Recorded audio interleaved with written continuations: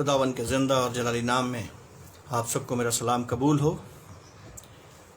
एक बार फिर खुदावन ने हम सबको इकट्ठा किया है उसकी हम्द और सिताइश करने के लिए, उसकी परस्तिश करने के लिए।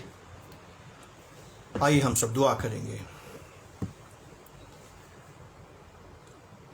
आए खुदावन, तू जो मोहब्बत का सरचश्मा है, हमारी चट्टान और हमारा फिदिया देने वाला है खुदावन, आपका धन्यवाद करते हैं खुदावन।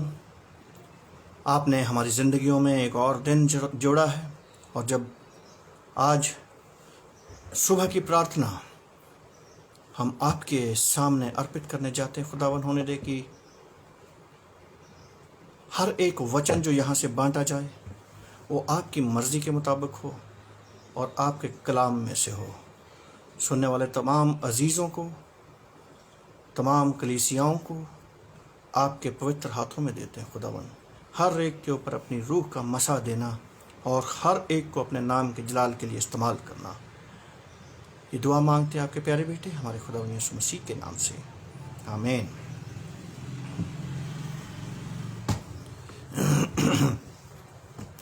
अजीज़ों, आज का सुबह का हवाला जो लिया गया है लूका रचित सुसमाचार, उसका 10 अध्याय 1 से 9 आयत मैं आपके सामने पढ़ूंगा।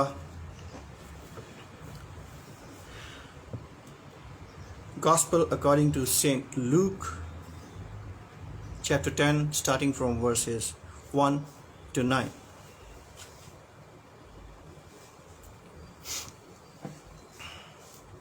यहाँ पर इस प्रकार लिखा है कि इन बातों के बाद प्रभु ने 70 और मनुष्य नियुक्त किए और जिस जिस नगर को और जगह को वो आप जाने पर था वहाँ उन्हें 2-2 करके अपने आगे भेजा। उसने उनसे कहा, पके खेत बहुत हैं परंतु मजदूर थोड़े हैं, इसलिए खेत के स्वामी से विनती करो कि वो अपने खेत काटने को मजदूर भेजे। जाओ, देखो मैं तुम्हें भेड़ों के समान भेड़ियों के बीच में भेजता हूँ, इसलिए ना बटुआ लेना, ना झोली, ना जूते लो और ना मार्ग में किसी को नमस्कार करो। जिस किसी घर में जाओ पहले कहो इस घर का कल्याण हो। यदि वो कल्याण के योग्य होगा तो तुम्हारा कल्याण उस पर ठहरेगा, नहीं तो वो तुम्हारे पास लौट आएगा। उसी घर में रहो और जो कुछ उनसे मिले वही खाओ पियो, क्योंकि मजदूर को अपनी मजदूरी मिलनी चाहिए। घर घर ना फिरना।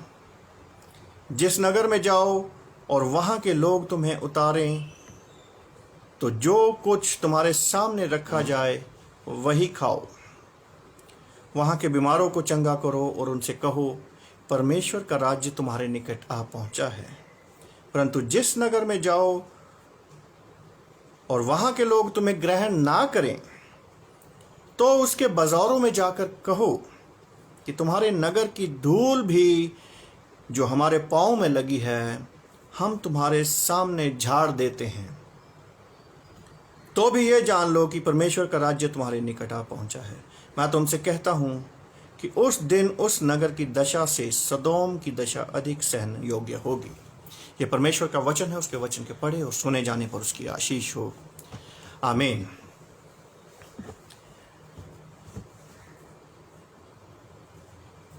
अजीज़ों, आज का हवाला और इस हवाले के मुताबिक चर्च लेक्शनरी के मुताबिक मनन का विषय थैंक्स गिविंग फॉर लूक, जो कि पौलुस रसूल का प्रियजन था।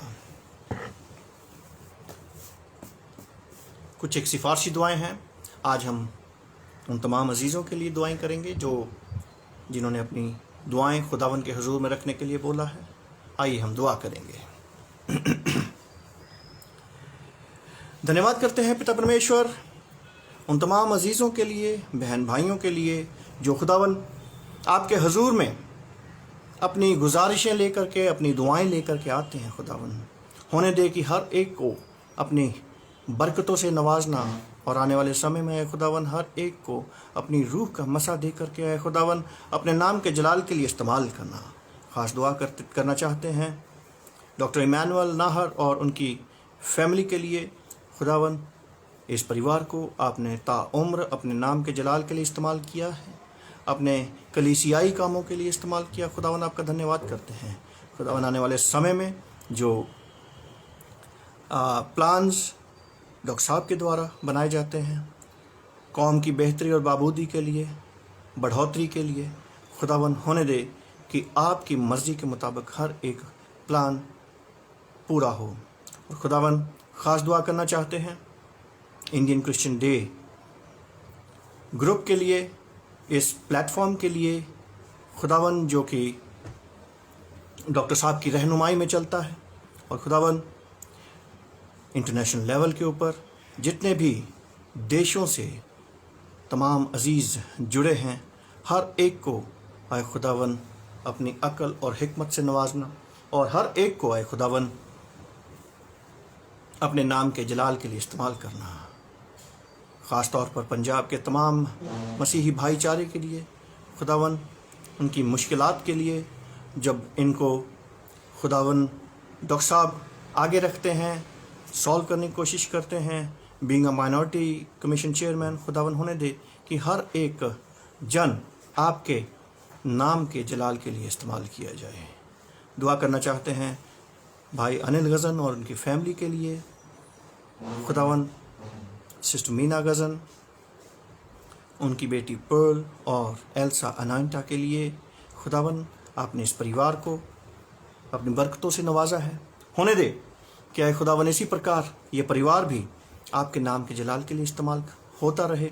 और ख़ास दुआ मांगना चाहते हैं बेटी एल्सा के लिए, खुदावन इसके ऊपर अपना बरकत और शिफा भरा हाथ बढ़ा करके रखना। खुदावन ये बरकत जो आपने इस परिवार को दी है, होने दे खुदावन जब ये बच्ची कद्दो कामत में, अक्ल और हिकमत में बढ़ती है, अपने घराने के लिए, अपनी कौम के लिए और कलीसिया के लिए एक बरकत का बायस बने। उन तमाम अजीज़ों के लिए दुआ करना चाहते हैं जो इस वक्त इस प्रार्थना सभा में हमारे साथ जुड़ रहे हैं या जुड़ने वाले हैं। खुदावन तमाम अजीज़ों को नाम बनाम आपके हुजूर लेकर के आते हैं। मिस्टर विमल एंड फैमिली के लिए दुआ करते हैं। खुदावन गुज़रा दिनों में आपने अपनी बरकत और शिफा से इस परिवार को खुदावन अपनी बरकतों से नवाजा है, सेहत और तंदुरुस्ती दी है और उम्र की दराजगी दी है। खुदावन हर एक जन को, बच्चों को, जोश को, एरिका और बहन जस्टिना, खुदावन हर एक अजीज़ को आपके पवित्र और संरक्षण में देते हैं। खुदावन होने दे कि ये परिवार भी इसी तरह आपकी रूह और रास्तगी में आगे बढ़ता रहे।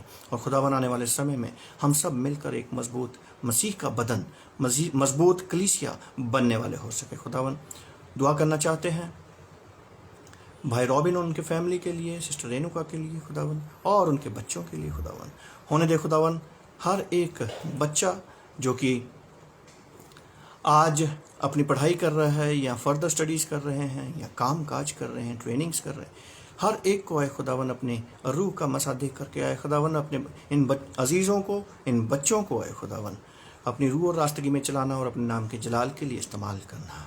ख़ास दुआ करना चाहते हैं बेटे आशीष के लिए और बेटी ऐशमिन नेहा के लिए।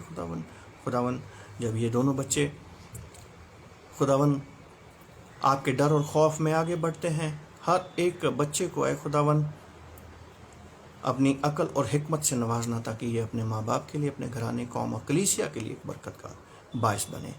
Sister Victoria, mister Jacob Shergill और उनके फैमिली के लिए दुआ करते हैं, उनके बच्चों के लिए दुआ करते हैं, कामकाज के लिए दुआ करते हैं। खुदावन गुज़रा दिनों में आपने संभाल करके रखा, अपनी रूह में चलाया और खुदावन अपने डर और खौफ में आगे बढ़ा रहे। खुदावन होने दे कि ये परिवार भी इसी तरह आपकी नज़दीकी में बना रहे और खुदावन आने वाले समय में खुदावन अपने नाम के, आपके नाम के जलाल के लिए इस्तेमाल किया जा सके। दुआ करना चाहते हैं mister Salim David and family के लिए खुदावन जो कि अमेरिका में है, तमाम अजीज़ों को, माँ बाप को, बहन भाइयों को खुदावन अपने बरकत और शिफा भरे हाथ से छूना और खुदावन हर एक को खुदावन अपनी रूह का मसा दे करके अपने नाम के जलाल के लिए इस्तेमाल करना। खुदावन दुआ करना चाहते हैं भाई यूसुफ, उनके फैमिली के लिए खुदावन, उनके बच्चे जो कि बाहर देश में हैं, मुन्ना के लिए, सोना के लिए, इंग्लैंड और न्यूजीलैंड में खुदावन, और उनकी बेटी के लिए खुदावन, हर एक को आए खुदावन आपने अपनी अक्ल और हिकमत बख्शी है, अपनी रूह दे करके आए खुदावन आपने इन बच्चों को आगे बढ़ाया है और अपने कलाम में मजबूत किया। आपका धन्यवाद करना चाहते हैं खुदावन। इसी तरह तमाम अजीज़ परिवार जितने भी आज हमारे साथ जुड़े हुए हैं और बाहर देश से भी जितने भी लोग इस प्रचार को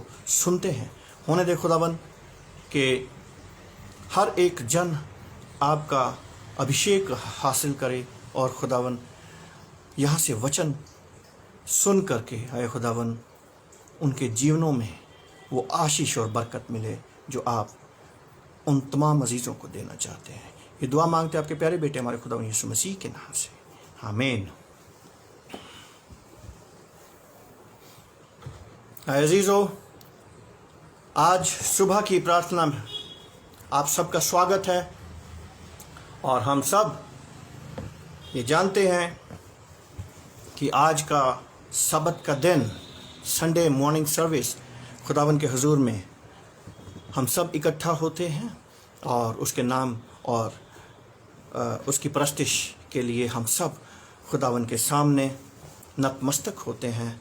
खुदावन का धन्यवाद करना चाहते हैं कि उसने हमें अपनी नज़दीकी में बनाए रखा है और इसी तरह हम दुआ करेंगे कि खुदावन इसी तरह हमारे तमाम अजीज़ों को, परिवारों को, कलीसियाओं को एक मजबूत बदन के रूप में बनाकर उभारे ताकि हम सब मिल कर के खुदावन के नाम के जलाल के लिए इस्तेमाल किए जाएं। अजीज़ों, आपके सामने एक हवाला पढ़ा गया है जो कि लूका रचित सुसमाचार उसका 10 अध्याय 1 से 9 आज तक पढ़ा गया है और यहाँ पर ये वर्णन है कि किस प्रकार खुदावन यीशु मसीह ने उन आगे चेलों को नियुक्त किया और 70 मनुष्य चुन करके उनको अभिषिक्त किया और आगे उनको प्रचार के लिए भेजा, दो दो करके हर शहर में जहाँ पर खुदावन यीशु मसीह ने जाना होता था उससे पहले उनको वहाँ पर भेजा। तो आज खुदावन ने हमारे तमाम अजीज़ों को तैयार किया है, प्रचारकों को तैयार किया है ताकि हम उस सुसमाचार को दुनिया तक पहुंचाएं। और वो सुसमाचार क्या है कि वो अबदी जीवन जिसका वादा खुदावन ने हमारे साथ किया है, क्योंकि खुदावन यीशु मसीह यहाँ पर कह रहे हैं कि जब उन्होंने 70 लोगों को नियुक्त किया कि पके हुए खेत तो बहुत हैं लेकिन मजदूर थोड़े हैं, इसलिए खेत के स्वामी से विनती करो कि वो अपने खेत काटने को मजदूर भेज दे। इसका अर्थ ये है कि मैं अक्सर बात किया करता हूँ कि हम इंडिया में 2% क्रिश्चियंस हैं और 98% जो है अभी मैदान या खेत खाली पड़ा है, काटने वाली फसल है, मजदूर थोड़े हैं। खुदावन ने अपने अजीज़ों को, अपने चेलों को, दासों को नियुक्त किया और सुसमाचार प्रचार सुनाने के लिए आगे भेजा। बहुत सी बड़ी बड़ी कलीसियाएँ बनाई, इवेंजलिस्ट ने, प्रचारकों ने, खुदा के सेवकों ने, और आज इस बात की अभी भी बहुत ज़रूरत है क्योंकि खुदावन कह रहे हैं कि पके हुए खेत बहुत हैं, मजदूर अभी भी थोड़े हैं। कलाम के मुताबिक आप सब खुदा का मंदिर हैं हर एक जन जो इस वचन को सुन रहा है, कलीसिया में से, कौम में से, हर एक जन खुदा का पवित्र घर कहलाता है। ये खुदा ने हमें अपना घर बनाया है और इस घर में खुदावंद वास करते हैं, रहते हैं। और जब हम खुदा का घर हैं, खुदा का मंदिर हैं, तो इस खुदा के मंदिर का ये फ़र्ज़ बनता है कि इस मंदिर से बहुत से लोग आशीषित हों। आज हम क्या अपनी ज़िंदगियों के द्वारा, अपने जीवनों के द्वारा क्या हम खुदा का प्रचार और प्रसार कर पा रहे हैं? आज हमें ये देखने की ज़रूरत है, क्योंकि ये खुदा का हुक्म है कि जाति जाति के लोगों में जाओ और मेरा सुसमाचार सुनाओ। साथ ही साथ खुदावन यीशु मसीह ने यह भी कहा कि जाओ, लेकिन देखो मैं तुम्हें भेड़ों के समान भेड़ियों के बीच में भेजता हूँ। ये दुनिया बहुत ही बेरहम और एक तरह से कह लीजिए कि बेवकूफ़ दुनिया है।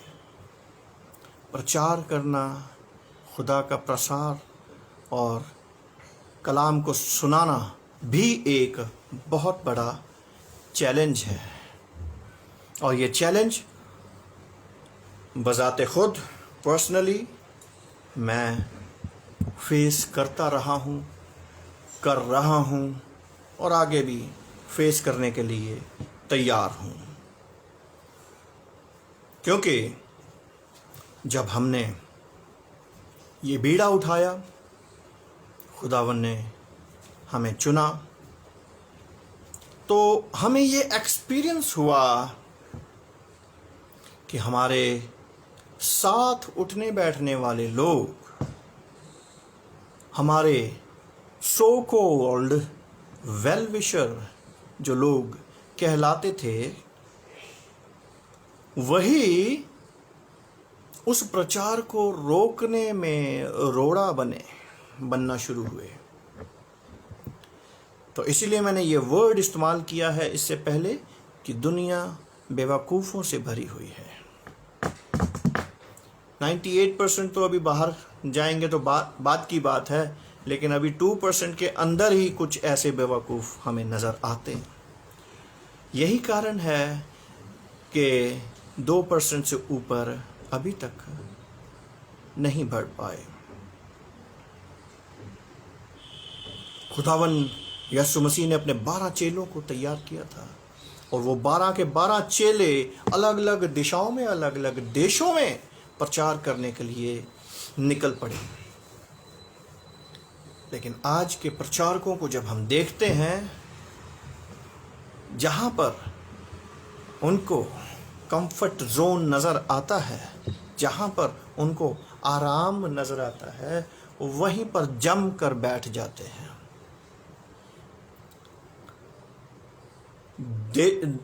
गांव में जाना नहीं चाहते, घर से बाहर निकलना नहीं चाहते, और जबकि इनका मकसद, प्रचारकों का मकसद यही है, दुआ दुआ दुआ, प्रचार प्रचार प्रचार। लेकिन आज हम देख रहे हैं कि हमारे बहुत से प्रचारक किसी और ही दशा में मुड़ चुके हैं। यही कारण है कि खुदावन ने इस बात का भी जिक्र किया कि अगर तुम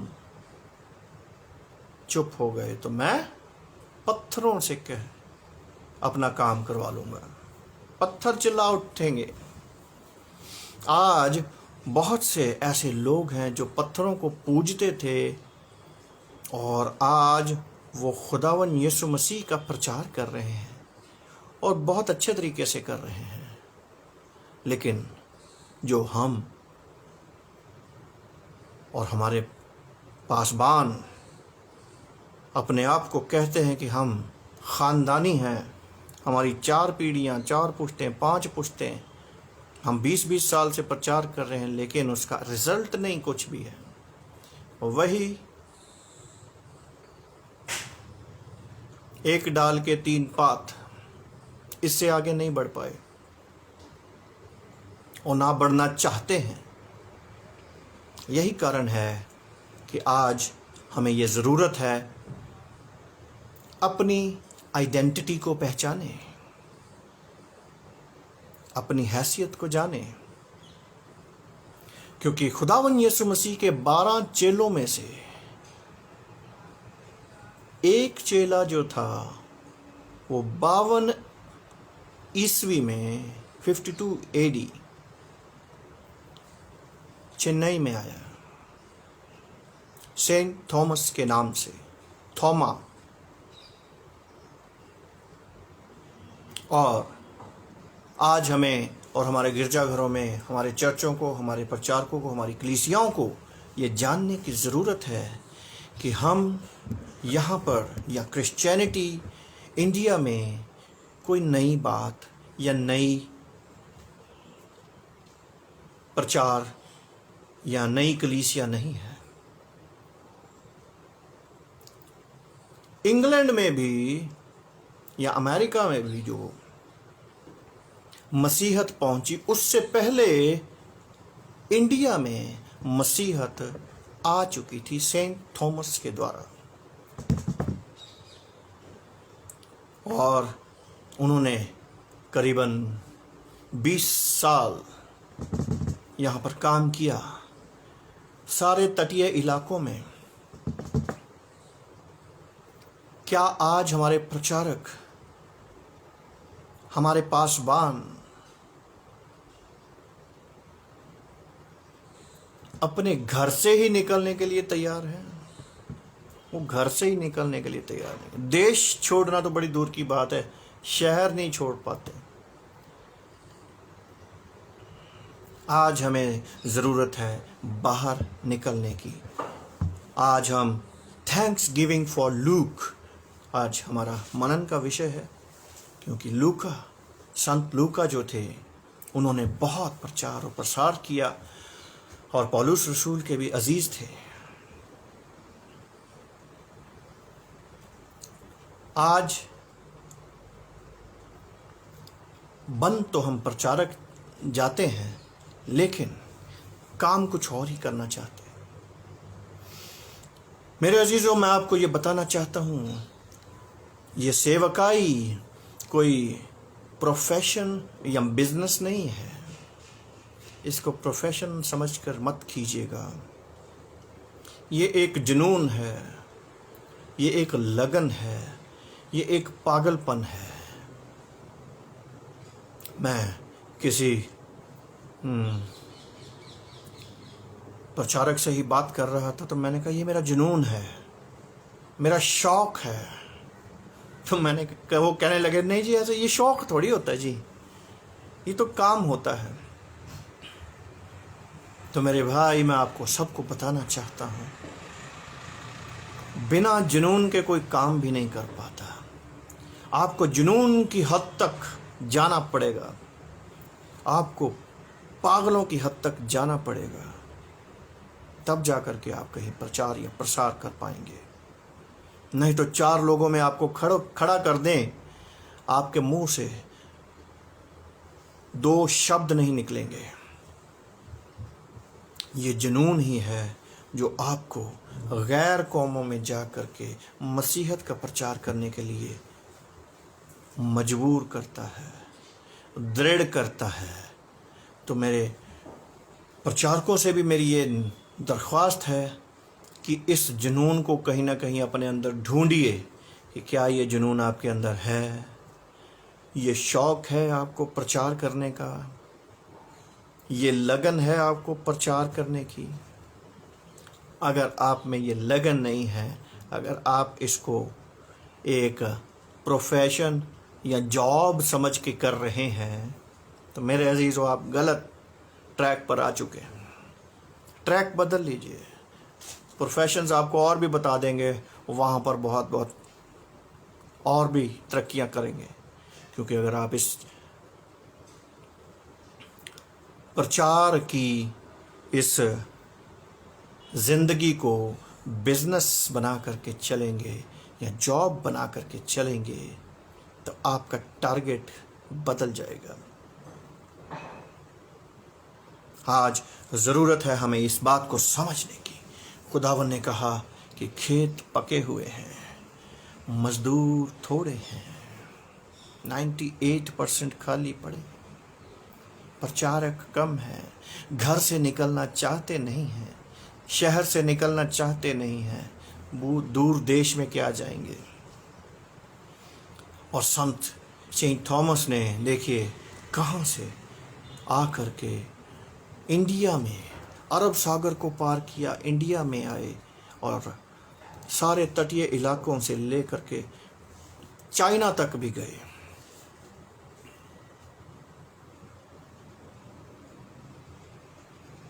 और जहाँ पर उनको कुर्बान किया गया, चेन्नई में, उस पहाड़ी का नाम भी आज सेंट थॉमस माउंट है। वहाँ पर बहुत बड़ा गिरजा बनाया गया। आज हमें इस बात को समझने की ज़रूरत है कि क्या हम प्रचार के लिए तैयार हैं। अगर आप प्रचार के लिए तैयार हैं तो आगे आइएगा, क्योंकि खुदावन ने कहा कि जिस किसी घर में जाओ पहले उस घर का कल्याण मांगो। ये कहो कि इस घर पर कल्याण हो। अगर वो घर उस कल्याण के योग्य होगा तो वो कल्याण उस घर के ऊपर ठहरेगा।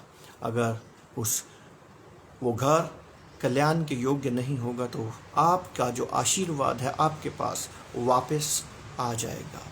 मेरे अजीज़ों, खुदावन ने हमें बहुत बड़ी ताकत और बहुत बड़ा औहदा दिया है प्रचारकों को। प्रचारकों को इस बात को समझने की ज़रूरत है। खुदावन ने यहाँ तक औहदा दिया है कि अगर आप किसी इंसान के पाप ज़मीन पर बांधते हैं तो आसमान पर बंधते हैं। और यहाँ पर अगर प्रचारक कोई ज़मीन पर किसी भी इंसान का पाप खोलता है, दुख खोलता है, तो वो आसमान पर भी खोलते हैं। इतना बड़ा रुतबा दिया गया है प्रचारकों को, प्रेरितों को, सेवकों को। आज हमें इस बात को समझने की ज़रूरत है। लेकिन साथ ही साथ मैं इस बात की ओर भी ध्यान लगाता रहता हूँ आपका कि आज के दौर में क्या आज ऐसे प्रचारक मौजूद हैं कि या फिर आप सिर्फ पैसा लेकर के प्रचार करने वाले प्रचारक हैं। आपको बिजनेस बनाना है, आपको एक जॉब के रूप में इस प्रचार की सेवकाई को लेना है, तो आप गलत ट्रैक पर हैं। क्योंकि खुदावन ने हमें ये रुतबा बख्शा है, प्रचारकों को ये रुतबा बख्शा है कि आप वहाँ के बीमारों को भी चंगा करोगे और उनसे कहो कि परमेश्वर का राज्य तुम्हारे निकट आ पहुँचा है।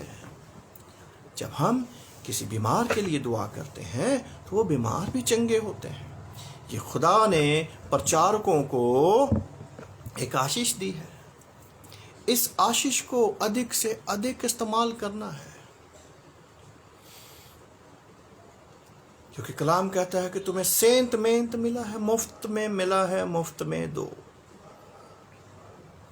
तो गुज़रा 2 हफ्तों में मुझे प्रेयर के लिए बुलाया गया मैक्स हॉस्पिटल में। हमने प्रेयर करी। सिस्टर आईसीयू में थी, डेथ बेड पे। लेकिन यह है कि उन्होंने गैर मसीही परिवार में शादी करी, मसीही परिवार की लड़की। लेकिन उस परिवार का ये विश्वास था कि हम हमारी अजीज़ा के लिए प्रेयर ही करवाना चाहते हैं, क्योंकि इनका विश्वास जो है वो मसीहत में था। तो वहाँ पर जब हम गए तो उन्होंने कि कितने पैसे लगेंगे। इस सारे प्रोसेस का कितना चार्जेस हैं। तो हमने उनसे कहा कि कोई चार्जेस नहीं है, ये सेंट मेंट है, हमें मुफ्त में मिला है, हम मुफ्त में दुआ करते हैं, हम दुआएं बेचते नहीं हैं। और मेरे अजीज़ों, ये अब ध्यान रखिएगा कि आज की डेट में आपको ऑनलाइन प्रचारक और प्रीचर्स ऐसे बहुत मिल रहे हैं जो दुआएं बेच रहे हैं, जो दुआएं बेच रहे हैं। ऐसे झूठे प्रचारकों से भी हमें सावधान होने की ज़रूरत है, क्योंकि कलाम में खुदावंद यीशु मसीह ने कहा है कि जिस घर में जाओ उस घर का कल्याण मांगो और उसी घर में रहो, और जो कुछ उससे मिले। मांगना नहीं है कि मुझे ये दे दे वो दे दे, जो कुछ मिले वही खाओ पियो, और क्योंकि मजदूर अपनी मजदूरी का हकदार है। लेकिन इसका मतलब ये नहीं है कि आप दुआ करने के लिए कहीं जाएं या कोई आपको दुआ के लिए बोले तो आप 10-10, 20-20 हज़ार रुपया मांगें। आज ऐसा हो रहा है। बहुत से फ़ोन कॉल्स में आते हैं कि फलाना पास्टर साहब ने हमारे लिए दुआ के लिए, हमने उनको बोला तो 20,000 मांग लिए, 10,000 मांग लिए, 50,000 मांग लिए। आज दुआएं बिकती हैं। मेरे अजीज़ों, इसको बिजनेस मत समझिएगा और बिजनेस मत बनाइएगा। इसी प्रकार खुदावंद ने जब पुराने अहदनामे में यशाया नबी की पुस्तक उसका 42 अध्याय 1 से 9 आयत में जब हम देखते हैं, यहाँ पर लिखा है कि हे द्वीपों मेरे सामने चुप रहो, देश देश के लोग नया बल प्राप्त करेंगे। वे समीप आकर बोले, हम आपस में न्याय के लिए एक दूसरे के समीप आए हैं। किसने पूर्व दिशा से एक को उभारा, जिसे वो धर्म के साथ अपने पांव के पास बुलाता है। कौन बुलाता है? खुदावन यहोवा। वो जातियों को उसके वश में कर देता है, उसके राजाओं पर अधिकारी ठहराता है। वो अपनी तलवार से उन्हें धूल के समान कर देता है और अपने धनुष से उड़ाए हुए भूसे के समान कर देता है। वो उन्हें खदेड़ता और ऐसे मार्ग से जिस पर वो कभी न चला था बिना रोक टोक आगे बढ़ाता है। यह है प्रचारक को आशीष। पुराने अहदनामे में से भी यही हुक्म है कि प्रचार करो, और जो प्रचारक, जो पासबान, जो पादरी साहिबान प्रचार में आगे जाते हैं, खुदावंद उनको बल देता है, यहोवा उनको बल देता है। वो उन्हें खदेड़ता और उसे ऐसे मार्ग से जिस पर वो कभी न चला था बिना रोक टोक आगे बढ़ाता है। किसने ये काम किया और आदि से पीढ़ियों को बुलाता आया है? मैं यहोवा, जो सबसे पहला और अंत के समय में रहूंगा, मैं वही हूं। यह है यहोवा, खुदावन खुदा।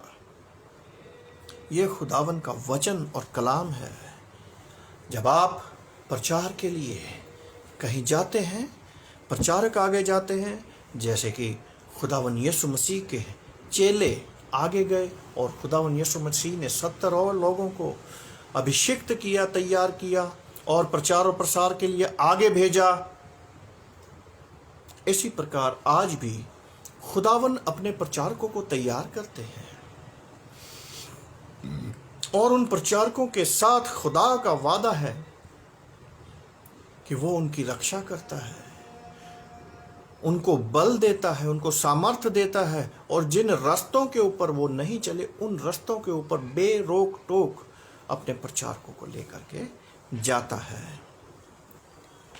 और तब जाति जाति के लोग उनके सामने दंडवत करते हैं। द्वीप देखकर डरते और पृथ्वी के दूर देश कांप उठे और निकट आ गए। वे एक दूसरे की सहायता करते और उनमें से एक अपने भाई से कहता, हियाव बांध, बढ़ई सुनार को और हथौड़े से बराबर करने वाला निहाई पर मारने वाले को ये कहकर हियाव बंधा रहा है, जोड़ तो अच्छा है अतः वो कील ठीक ठोंक ठोंक कर उसको ऐसा दृढ़ करता है कि वो स्थिर रहे।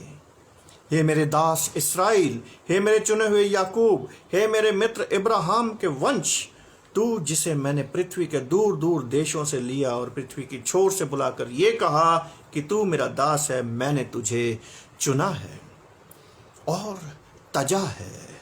मत डर, क्योंकि मैं तेरे संग हूं। This is the golden verse. इसको नोट डाउन कर लीजिएगा। यशाया नबी की पुस्तक उसका 41 अध्याय उसकी 10 आयत। ये खुदा का वादा है अपने कलीसियाओं के साथ, अपने प्रचारकों के साथ कि मत डर क्योंकि मैं तेरे संग हूं, इधर उधर मत ताक क्योंकि मैं तेरा परमेश्वर हूं। मैं तुझे दृढ़ करूंगा और तेरी सहायता करूंगा, अपने धर्ममय दाहिने हाथ से मैं तुझे संभाले रहूंगा।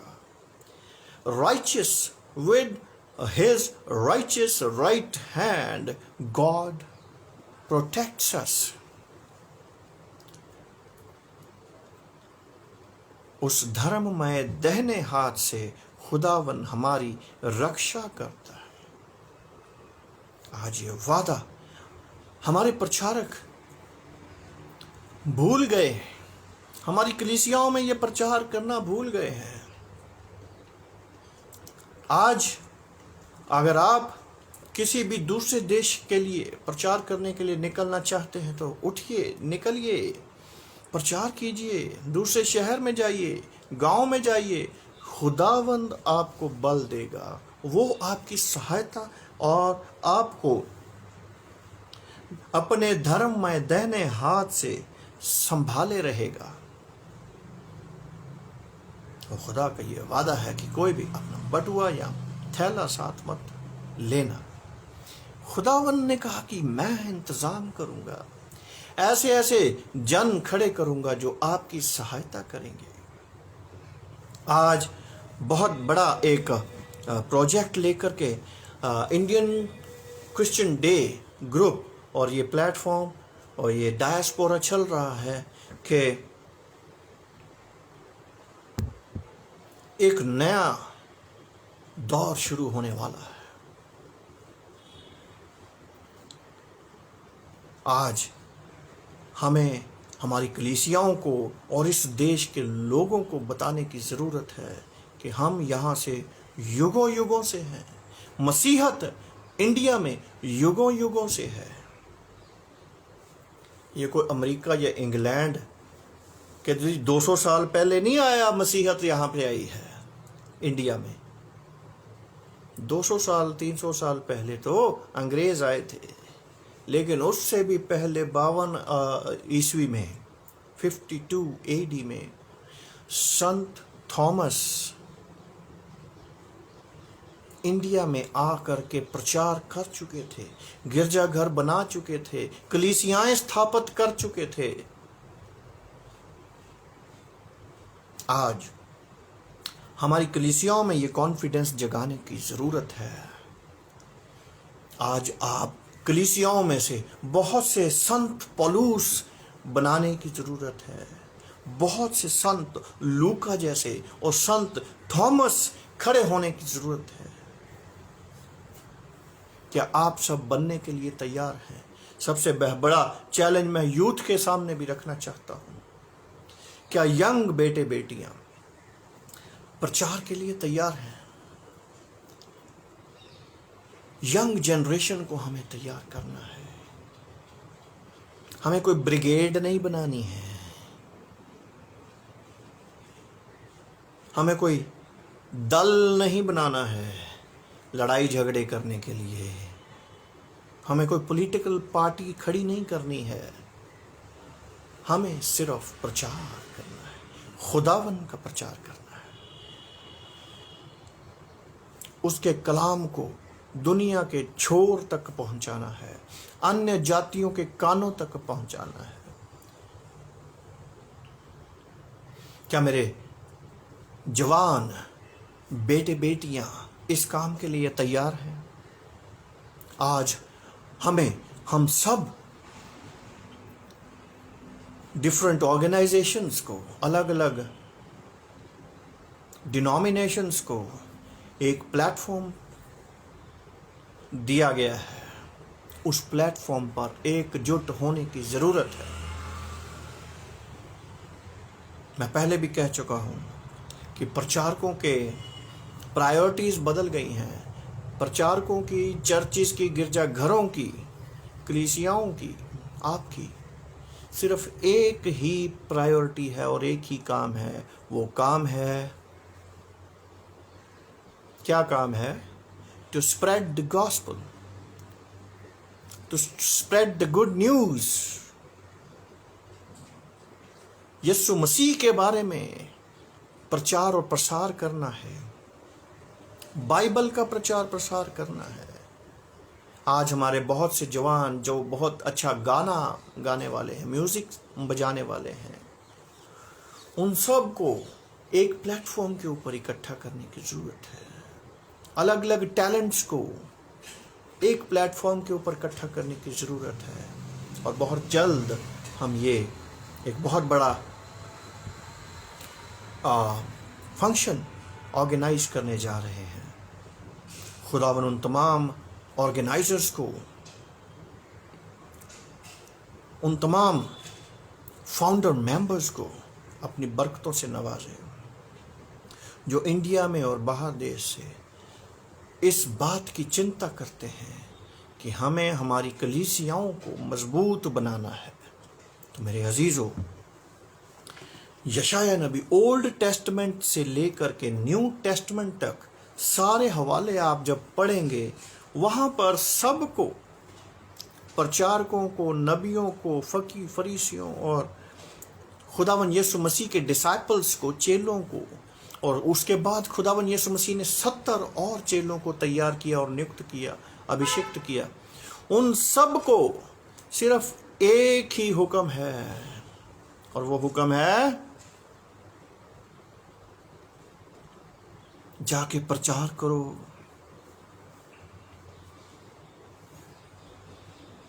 आज बहुत से क्या कि मैक्सिमम हमारे मसीही अदारे, हमारे चर्चेस, ऑर्गेनाइजेशंस,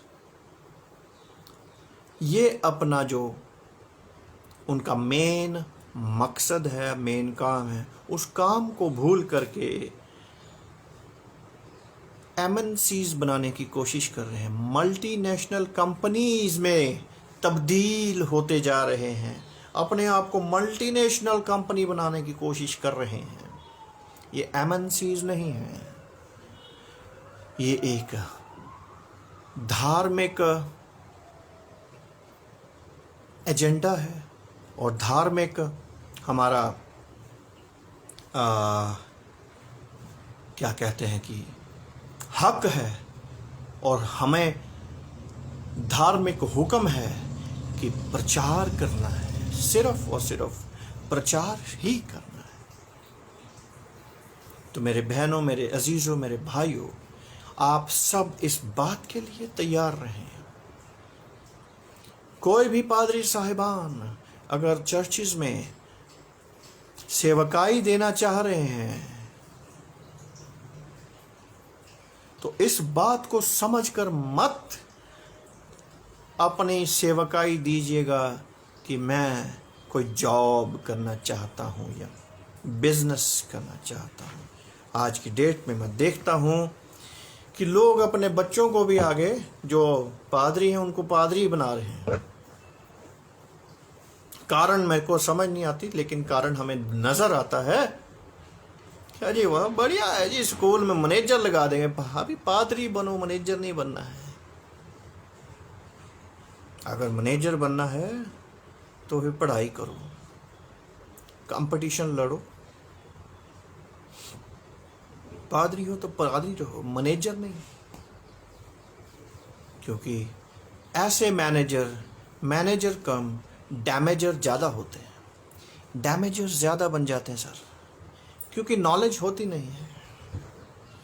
तो मेरी तमाम अजीज़ों से और हमारी ऑर्गेनाइजेशंस से और तमाम कलीसियाओं से दरख्वास्त भी है और चैलेंज भी है कि आप अपने मकसद को पहचानें, हमारे स्कूलों का, हमारे कॉलेजेस का, हमारे हॉस्पिटल्स का, हमारे चर्चेस का सिर्फ एक ही मकसद है, खुदावन यीशु मसीह का प्रचार और प्रसार। और कहीं ना कहीं आज ये मकसद हमारे अदारों में से ख़त्म हो गया है। इस मकसद को भूल गए हैं।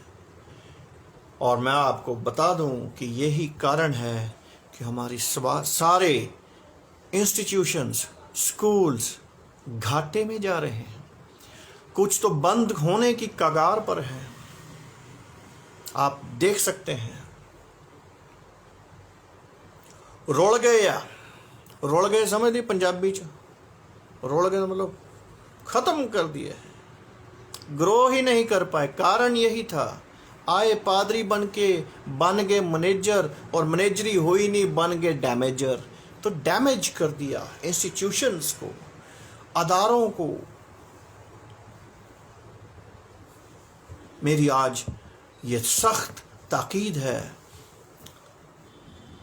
हमारे तमाम इंस्टीट्यूशंस को, डायसिस को इस तरफ ध्यान देने की ज़रूरत है। एक ही लिमिटेड दायरे में कंसाइज मत रहिए।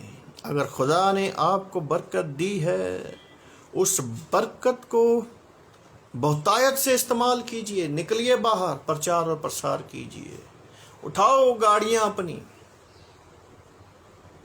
लेकिन हम हमारी ऐश और इशरत में, लग्जरीज में फंस चुके हैं। इसको आज कुरेदने की ज़रूरत है। मैं अक्सर, मेरी ये आदत है कि जो कलीसियाएं, जो पासबान, जो चर्चेज, जो इंस्टीट्यूशंस, जो अदारे सो गए हैं, मैं उनको उठाता हूँ, कुरेदता हूँ। जागो सोने वालों, जागो। आप खुद तो सो गए, लेकिन आगे आपने आने वाले बच्चों को, कलीसियाओं के लिए कुछ नहीं किया। उन कलीसियाओं का, उन बच्चों का फ्यूचर भी आपने अंधकार में डाल दिया है, सिर्फ अपनी बेवकूफ़ियों के कारण। मैंने शुरुआत में ही एक वर्ड यूज़ किया था कि जब हम प्रचार और प्रसार के लिए निकलते हैं तो बहुत से बेवकूफ़ लोग मिलते हैं, मैक्सिमम बेवकूफ़ ही मिलते हैं। प्रचार करने के लिए आपको धीरज की भी ज़रूरत है, हिम्मत की भी ज़रूरत है, जुनून की भी ज़रूरत है, लगन की भी ज़रूरत है। और कहीं ना कहीं आज हम ये देखते हैं, इन सब गुणों की कमी पाई जाती है। मेरे भाइयों, ये आग लगानी पड़ेगी आपको, ये जुनून पैदा करना पड़ेगा आपको, ये गरम जोशी पैदा करनी पड़ेगी आपको। अगर आपके खून में गर्मी कम हो गई है तो खुदावन ने ऐसे लोगों के लिए बोला है कि नीम गरम लोग मुझे पसंद नहीं, नीम गरम लोग खुदावन को पसंद नहीं है। ऐसे लोगों को मैं अपने मुंह से उगलने पे हूं, या गर्म हो या ठंडे हो। बहुत जल्द अब स्ट्राइक आउट होना शुरू होंगे लोग। Only performance will speak. If you are a good performer, you will be promoted. If you are not good performer, you will be kicked out. Get ready for that.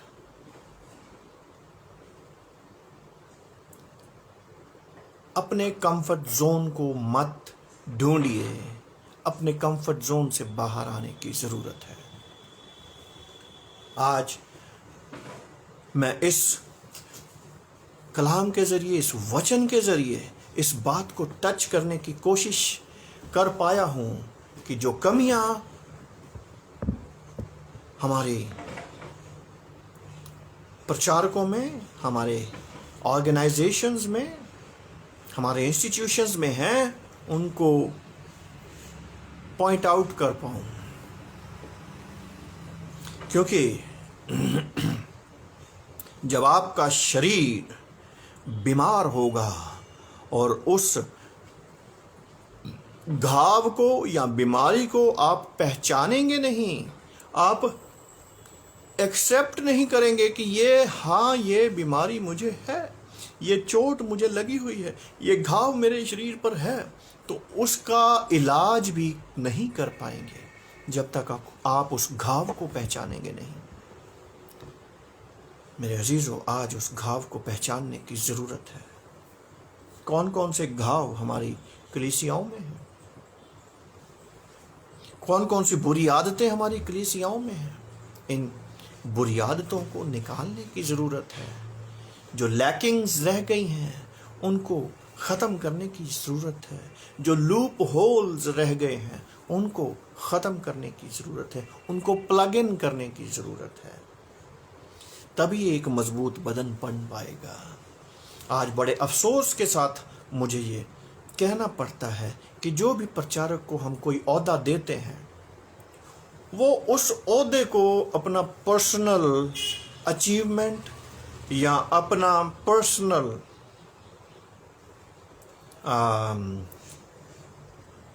क्या बोलते हैं, वो समझ के बैठ जाता है कि ये तो मेरे घर का राज है। ऐसा नहीं है मेरे भाई। इस बात को आज हमें समझने और समझाने की ज़रूरत है। आप यहाँ पर 4 साल 5 साल के लिए हैं या 10 साल के लिए हैं, लेकिन आप इस बात को ज़रूर देखें और सोचें कि उस 5 साल में आपने कलीसिया के लिए, चर्च के लिए क्या किया है। क्या उसको आगे बढ़ाया है या नीचे गिराया है? क्योंकि उसका आज जो आफ्टर इफ़ेक्ट्स हैं वो हमारे बच्चों में आगे आने वाली कौम में नज़र आता है। यही कारण है कि हमारे बच्चे अच्छे कॉलेजेस, अच्छी एजुकेशन हासिल नहीं कर पाते, क्योंकि हमारे इंस्टीट्यूशंस इस लायक नहीं बन पाए।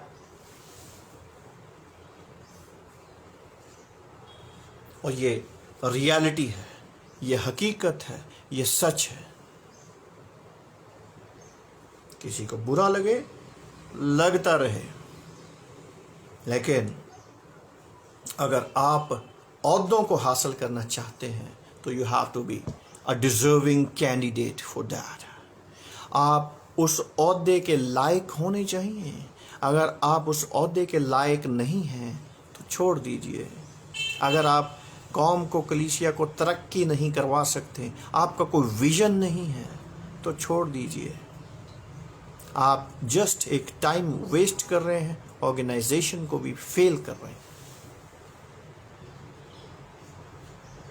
आज हमें सेंट थॉमस की तरह, सेंट लूक की तरह प्रचार करने की ज़रूरत है। यही एक हुक्म है बस, और कुछ नहीं है। और कोई 2 दूनी 4 नहीं करने आपने, कोई मैनेजर नहीं बनना। क्या ज़रूरत है? या तो पादरी बन जाओ या प्रिंसिपल बन जाओ, एक काम करो। या मैनेजर बन जाओ या पादरी बनो। ये तो कलाम भी कह रहा है कि आप एक समय में 2 मालिकों की सेवा नहीं कर सकते। वचन में लिखा है। लेकिन फिर भी 2 छोड़ो, हम तो 4 भी कुर्सियां संभालने के लिए तैयार बैठे हैं। हाँ, दे दो। हक, अगर मतलब आप में लियाकत चाहे हो चाहे ना हो, कुर्सी दे दो। आज हमें इस बात की ओर ध्यान करने की ज़रूरत है। और जिस प्रकार दूसरा तीमुथियुस में उसका 4 अध्याय और 6 से 18 आयत में संत पौलुस कह रहे हैं कि क्योंकि अब मैं अर्ध के समान उंडेला जाता हूँ और मेरे कूच का समय आ पहुँचा है। मैं अच्छी कुश्ती लड़ चुका हूँ। मेरे अजीज़ों, जब आप अपनी ज़िंदगी के आखिरी पड़ाव में हों, चाहे आप पादरी हों, चाहे आप मैनेजर हों, चाहे आप प्रिंसिपल हों, चाहे कोई भी ओहदेदार हों, आपको end of the day last अपनी लाइफ जब आप देखें, उसको रिव्यू करें, तो आपको क्या ऐसा महसूस होगा कि आपने एक अच्छी कुश्ती लड़ी है? संत पौलुस रसूल कह रहे हैं, तीमुथियुस को जो पत्र लिख रहे हैं कि मैं अब मेरा कूच का, मेरा जाने का समय आ गया है, मैं अच्छी कुश्ती लड़ चुका हूं। अपनी जिंदगी को आप जब आप रिवाइंड करके देखें तो आपको क्या ऐसा लग रहा है कि आपने अच्छी कुश्ती लड़ी है? संत पौलुस रसूल कह रहे हैं कि मैं अच्छी कुश्ती लड़ चुका हूं और मैंने अपनी दौड़ पूरी कर ली है। अपनी दौड़, वो जो जिंदगी की दौड़ with your targets, and your target is to preach the gospel. What is your target? Your target is not to become a manager of the school, not to become a manager of the institute, not to become a principal of the institute. Your target is to preach the gospel and gospel only. ये सब secondary चीजें हैं, ये सब secondary चीजें हैं। आपका prime target जो है वो है टू प्रीच द गॉस्पेल। मैंने अपनी दौड़ पूरी कर ली है, तो क्या एंड ऑफ द डे, अपनी जिंदगी के आखिरी पड़ाव में आप और मैं जा करके और अकेले में एकांत में अपने कमरे में बैठ करके ये कह सकेंगे कि मैंने अपनी कुश्ती लड़ ली और मैंने अपनी दौड़ पूरी कर ली? अगर आप ये कह सकेंगे तो आप बहुत बरकत वाले हैं। लेकिन अगर कहीं ना कहीं आपको ये ऐसा लग रहा है कि मैंने अभी कुछ ऐसा किया ही नहीं है, उम्र तो 50 से ऊपर निकल गई, 60 के करीब जा रही है, तो फिर कुछ ना कुछ करने की ज़रूरत है। निकलिए बाहर, फिर प्रचार कीजिए, प्रसार कीजिए, गॉस्पेल सुनाइए, गैर जातियों में जाइए। फसल बहुत है, मजदूर थोड़े हैं। आज हमारे जितने भी चर्चेज हैं, अकेला पादरी साहब नहीं, कलीसिया का हर एक इंसान भी अगर एक एक निकल कर एक एक शहर में जाकर के प्रचार करे, वो भी थोड़ा है। लेकिन कलीसियाएं सोच लेती हैं ये पादरी का काम है, पादरी सोच लेते हैं मैं तो मैनेजर हूं, मैं तो प्रिंसिपल हूं। फिर प्रिंसिपल बनो, ये छाड़ दो ड्रामेबाजियां। माफ करना, ये ड्रामेबाजी ही है, ये मैं ड्रामेबाजी बोलूंगा इसको। क्या आप अपनी जिंदगी के आखिरी दौर में जब अकेले बैठेंगे, जब आप कुछ करने के काबिल नहीं होंगे, तो क्या आप ये कह सकेंगे कि मैंने अपनी दौड़ पूरी कर ली? और क्या आप अपने आप को और अपने खुदा से ये कह सकेंगे कि भविष्य में मेरे लिए धर्म का वो मुकुट रखा हुआ है जिसे प्रभु जो धर्मी और न्यायी है मुझे उस दिन देगा, और मुझे ही नहीं वरन उन सब को भी जो उसके प्रकट होने को प्रिय जानते हैं। क्या आप उस ताज के लिए तैयार हैं, उस मुकुट के लिए तैयार हैं? क्या आपको वो मुकुट मिलेगा? क्या आपने कुर्सियां छीनी हैं लोगों की? अगर आपका ज़मीर ये आपको बता रहा है कि भैया तूने गलत किया है, तो उसको अभी सुधारने की ज़रूरत है, उसको सुधारने की ज़रूरत है। लेकिन अगर आप अपने ज़मीर की आवाज़ नहीं सुन पा रहे हैं, तो खुदा की आवाज़ भी नहीं सुन पाएंगे, और by the end of the day आप अपनी ज़िंदगी के आखिरी पड़ाव में ये हरगिज़ नहीं कह सकेंगे कि मैंने अपनी दौड़ पूरी कर ली है। और वो ज़िंदगी का जो मुकुट है, जो खुदावन ने धर्म का मुकुट मेरे लिए रख छोड़ा, वो मुझे देगा। उस मुकुट के हकदार आप हरगिज़ नहीं बन सकते हैं। और वो मुकुट क्या है? वो ताज कौन सा है जो खुदावन यीशु मसीह ने जो हमारा ताज सा था, कांटों का ताज, वो उसने खुदावन यीशु मसीह ने अपने सर पर ले लिया और अपना जो मुकुट था, अपना ताज था, वो अबदी जीवन का ताज है, बादशाहत का ताज है। वो ताज हमें मिलने वाला है।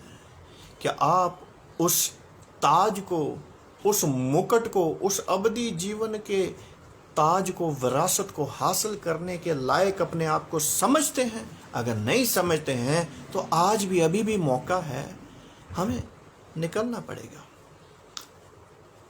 हमें काम करना पड़ेगा।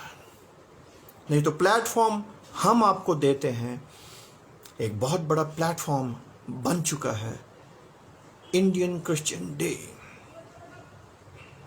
Doctor Emmanuel Nahar, Chairman, Minority Commission, Brother Eric from America, Brother John Matthew, Brother Eric from England, Brother John Matthew from America, Brother Cecil from New Zealand. इन सब अजीजों ने एक बहुत बड़ा प्लेटफॉर्म तैयार किया है। आइए, अपना योगदान दीजिए। अगर आपको कोई रास्ता नहीं मिल रहा है, अगर आपको कोई जरिया नहीं मिल रहा है, आपका चर्च आपको कोई अपॉर्चुनिटी नहीं दे रहा है, आपके ऑर्गेनाइजेशंस, आपके इंस्टीट्यूट आपको कोई रास्ता नहीं देते, आपको आगे नहीं लेकर के आते, आज बहुत बड़ा प्लेटफॉर्म खड़ा हो चुका है। आप में अगर ये जुनून है, जज्बा है, जरूर आइए। आपके लिए एक मजबूत प्लेटफॉर्म खड़ा है और ऐसे बहुत से भी प्लेटफॉर्म और भी बनने जा रहे हैं।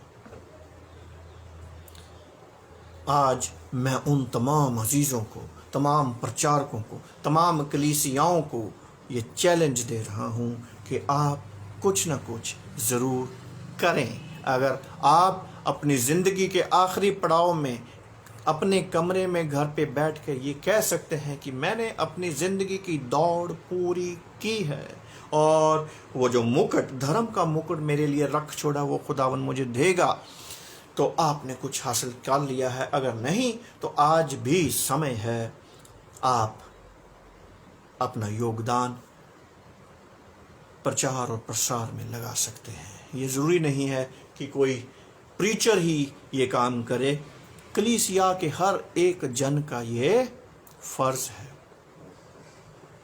और उस जुनून को जगाने के लिए एक बहुत बड़ा प्लेटफॉर्म बन चुका है।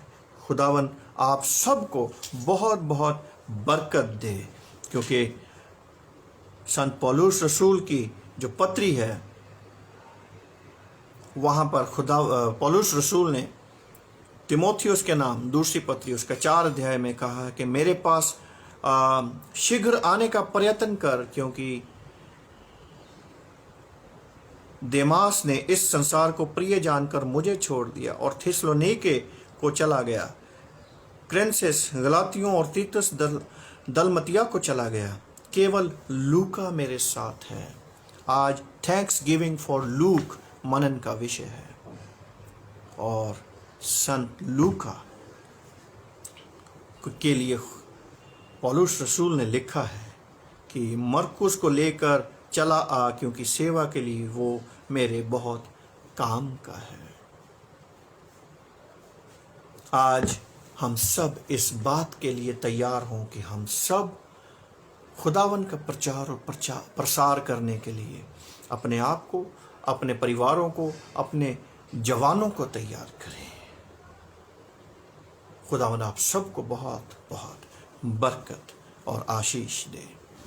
आमीन। आइए हम दुआ करेंगे।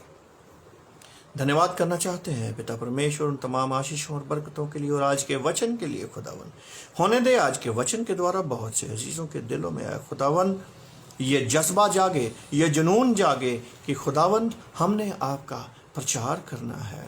जो हुक्म आपने हमारी कलीसियाओं को, हमारे प्रचारकों को, अपने सेवकों को, अपने दासों को और अपने पासबानों को दिया है, खुदावन उस वचन को, उस हुक्म को आज कहीं ना कहीं हम भूल चुके हैं। खुदावन होने दे कि इस वचन के द्वारा हमारे मनों में ये लौ लगे कि हम खुदावन यीशु मसीह का प्रचार करने के लिए तैयार किए गए हैं और हम सब मिलकर ये प्रचार और प्रसार करेंगे। खुदावन तमाम सुनने वाले अजीज़ों को, तमाम कलीसियाओं, पासबानों को, गिरजाघरों, इंस्टीट्यूशंस और मसीही अदारों को आपके पवित्र हाथों में देते हैं। खुदावन हर एक के ऊपर अपनी रूह का मसा देना और अपने नाम के जलाल के लिए इस्तेमाल करना, ये दुआ मांगते हैं आपके प्यारे बेटे हमारे खुदावन यीशु मसीह के नाम से, आमीन। आए हमारे बाप, तू जो आसमान पर है, तेरा नाम पाक माना जाए, तेरी बादशाहत आए, तेरी मर्जी जैसे आसमान पर पूरी होती है ज़मीन पर भी हो। हमारे रोज़ की रोटी आज हमें बख्श दे, और जैसे हम अपने कसूरवारों को माफ़ करते तू भी हमारे कसूरों को माफ़ करना। हमें आजमाइश में न पड़ने दे बल्कि बुराई से बचा, क्योंकि बादशाहत, कुदरत और जलाल हमेशा तक तेरे हैं, आमीन। अब हमारे खुदावन यीशु मसीह का फजल, पाक रूह की शराकत और रफ़ाकत उन तमाम मुक़द्दसों के साथ, ख़ास तौर पर हमारी कलीसिया, कौम और घरानों के साथ हमेशा तक बनी रहे, आमीन। खुदावन आप सबको बहुत बहुत बरकत दे, आमीन।